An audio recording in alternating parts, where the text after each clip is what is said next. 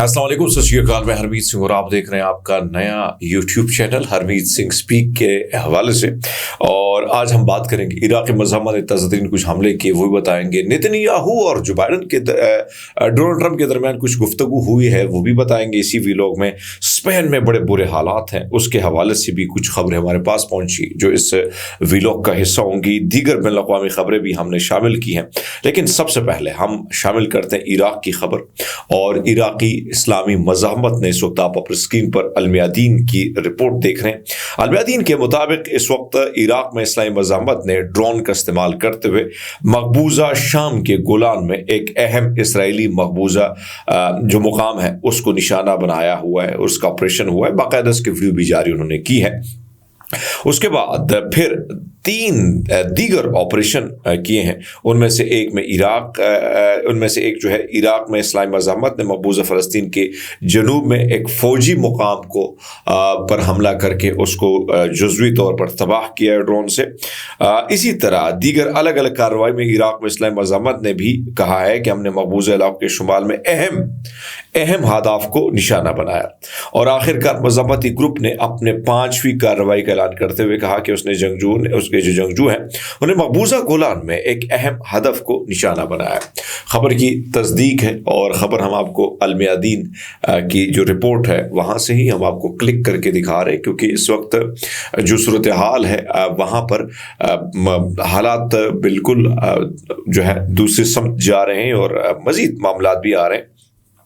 एक तरफ तो इस जंग के हवाले से मैं थोड़ा सा आपके सामने अर्ज करूं कि जंग के हवाले से हालात जो हैं वहाँ पे चेंज है, और चेंज इसलिए है कि एक तरफ तो कहा जाता है कि जो नुकसान इसराइली फोर्सेस का हो रहा है उसके बाद इसराइली फोर्सेस घुटने टेकने पर मजबूर नजर आ रही है, क्योंकि इंटरनेशनल मीडिया ये कह रहा है। हमारे पास एक खबर आई जो आपके सामने रख लेते हैं और इसका स्क्रीनशॉट भी आपके सामने रख लेते हैं ताकि खबर की तस्दीक हो आपके सामने।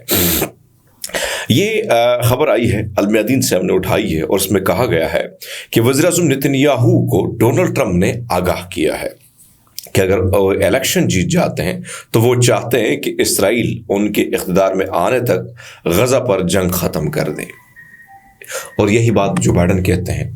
आने वाले दिनों में मज़ीद जो है अमेरिका की पॉलिसीज़ में भी कुछ चेंजेस मैं देख रहा हूँ। कुछ थिंक टैंकर कह रहे हैं कि जो इन्वेस्टमेंट हमने इसराइल पे की थी उसमें कोई फ़ायदा में नहीं हो रहा है, बल्कि इस वक्त 71% जो अखराजात हैं लड़ाई के वो सारे हमने पे कर दिए। तो इसराइल क्या पैदा कर रहा है? अब ये भी बड़ा सवाल उठ रहा है वहाँ पर। डोनाल्ड ट्रंप के एक साबिक़ एहलकार और एक इसराइली एहलकार के मुताबिक ट्रंप ने असल में नेतन्याहू से उस वक्त की बात की जब वो फ्लोरिडा के मारा लोगो क्लब में गए थे, जब ट्रंप ने अवामी तौर पर कहा कि उन्होंने नेतन्याहू को जो है मुतलया किया है कि वो चाहते हैं कि इसराइल जल्द से जल्द जंग जीत ले। इसराइली मीडिया से बात करते हुए कहा कि ज़रा का कहना है कि डेडलाइन उसकी ख्वाहिश से मुंसलिक है। साबिक़ अमरीकी एहलकार के मुताबिक नेतन्याहू के लिए ट्रंप का मौक़िफ़ वाज़ेह नहीं था और वो शायद गज़ा में IOF की बकिया सरगर्मियों की हिमायत कर सकते हैं जब तक ये बाज़ाब्ता तौर पर ख़त्म नहीं हो चुकी। नेतन्याहू ने तवील अरसे से कहा है कि इसराइल गज़ा पर बाद के दिन वसी हिफाजती कंट्रोल को बरकरार रखने का इरादा रखती है और दीगर इसराइली हुकाम IOF की तरफ से पट्टी के अंदर एक बफर जोन को बरकरार रखने की बात करती है, जबकि वक्तन फ़ौक्तन इलाके पर दोबारा कब्जा किया जा सके। एक लीक होने वाली एक ऑडियो से इंकशाफ हुआ कि इसराइली वज़ीर-ए-आज़म लिकुड के अरकान से कह रहे हैं कि वो इसराइल असीरान के बदले में जंग ख़त्म करने की हमास के मुतालिबात को तस्लीम करने को बिल्कुल तैयार नहीं है। ट्रंप ने हाल ही में इशारा दिया कि वो इसराइल को उसकी जंग में मज़ीद छूट की पेशकश करेंगे। अमरीकी सदर जो बाइडन को ईरान के ऑपरेशन प्रोमेस 2 पर कब्जे के रद्द-ए-अमल को महदूद करने की भी कोशिश पर उन्होंने तनकीद का निशाना बनाया। अब यहाँ पे हालात मैं थोड़ा सा तज्ज़िया रख लेता हूँ। जो बाइडन चाहते हैं कि उन पर जो तनकीद हुई और जिस तरीके से लोग उठ खड़े हुए हैं और जिस तरीके से हालात वहाँ पे उसके लिए बने हुए, वो चाहते हैं कि इस मामले को अब जल्द अज जल्द सॉर्ट आउट किया जाए और गज़ा की जंग थोड़ी सी बंद की जाए ताकि मैं इलेक्शन जीत लूँ। इलेक्शन के दिन करीब आ गए, 2-3 दिन ही रह गए, 4 दिन रह गए तकरीबन, या 5 दिन रह गए। बहरहाल डोनाल्ड ट्रंप का वादा है मुसलमानों के साथ कि मैं आके मैं सब कुछ ख़त्म कर दूंगा। لیکن حالات ابھی تک ایسے کوئی واضح طور پر نہیں آتے. نیتنیاہو بالکل سیریس نہیں سارے معاملے کو لے کے, کیونکہ جنگ اندر چلی جا چکی ہے. دوسرا نے مختلف خبریں بھی آ رہی ہیں میرے پاس, تو وہ بھی آپ کو بتائیں گے کہ کیا ہونے والا ہے. خبر ایجنسی کے مطابق سعودی عرب نے گزشتہ ماہ اقوام متحدہ اجلاس کے موقع پر نئے عالمی اتحاد کا اعلان کیا تھا. سعودی دارالحکومت ریاض میں 2 روزہ اجلاس میں 90 ریاستوں اور عالمی تنظیموں نے حصہ لیا. ریاض کانفرنس سے سعودی وزیر خارجہ شہزاد فیصل بن فرحان ال سعود نے خطاب میں کہا کہ غزہ میں انسانی صورتحال تباہ کن ہے. شمالی غزہ کی ناکہ بندی کی مذمت کرتے ہیں. ان کا کہنا تھا کہ فلسطین عوام کو ان کی سرزمین سے بے دخل کرنے کی بھی مذمت کرتے ہیں. اسرائیلی فلسطینیوں کی نسل کشی کر رہا ہے. سفارتکاروں نے بتایا کہ ریاض اجلاس نے انسانی ہمدردی کی رسائی, اونروا اور 2 ریاستی حل کو آگے بڑھانے کے اقدامات پر توجہ مرکوز کرنے کا توقع تھا. گزشتہ ماہ نیو یارک میں وزارتی اجلاس سے خطاب میں وزیر خارجہ شہزادہ فیصل بن فرحان نے کہا کہ فلسطینی ریاست کے قیام کا اتحاد یورپ اور عرب ممالک کی کوشش کا مشترکہ نتیجہ ہے. جنوب اور مشرق اسپین میں شدید بارشوں اور سیلاب نے تباہی مچا دی, اور اس تباہی کے نتیجے میں تقریباً 95 افراد جو ہیں لقمہ اجل بن چکے ہیں.